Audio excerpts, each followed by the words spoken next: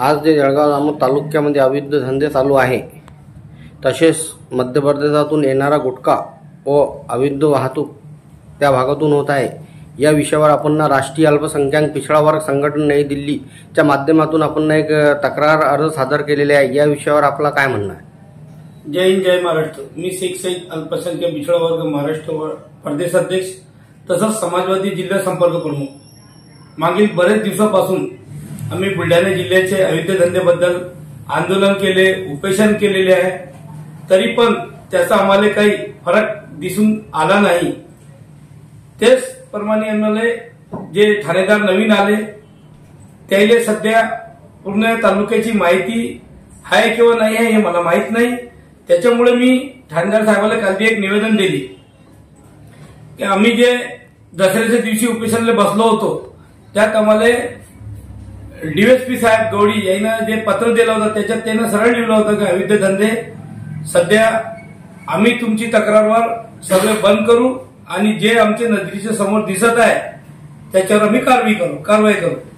परंतु उलेमले साहेबाची बदली झाली, संग्रामपूरचे ठाणेदार, तसेच दिनेश झांबरे साहेब यांची बदली झाली माझी तक्रारवर, पण ते अवैध धंदे कोणतेच बंद नाही झाले।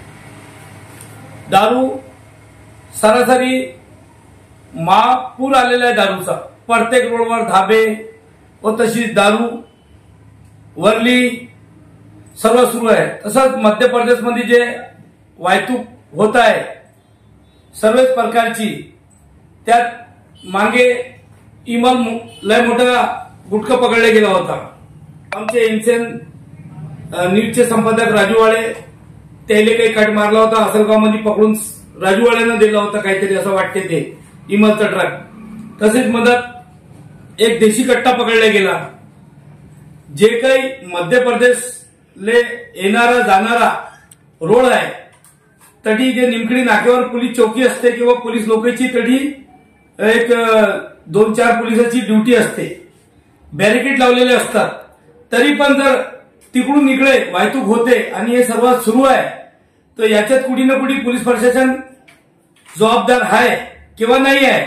जर आहे तर हे कारवाई काऊन थांबत नाही, हे अवैध धंदे काऊन थांबत नाही?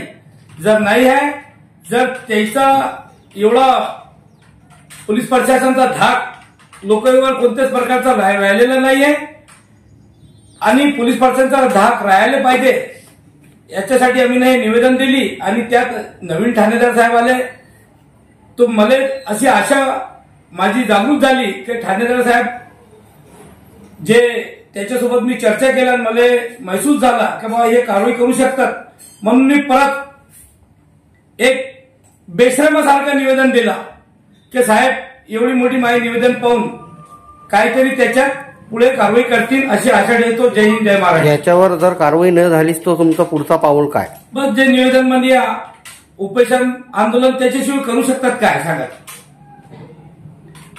जे लोकशाही मार्गाने आम्हाला संविधानानं ताकद आणि हिंमत दिली तेवढंच काम करू शकतो मी। तसं हे लोकप्रतिनिधी लोकांचं काम आहे, आमदार साहेबांचं काम आहे, गावातले सर्व लोकांचं काम आहे। कारण असा की जे जवान पोरं आहे दारू पिऊन जे त्याच्यानं लोकांचा नुकसान होते व गावामध्ये वाद होते, याचा मोठा कारणीभूत आपण गावातले लोक आहे।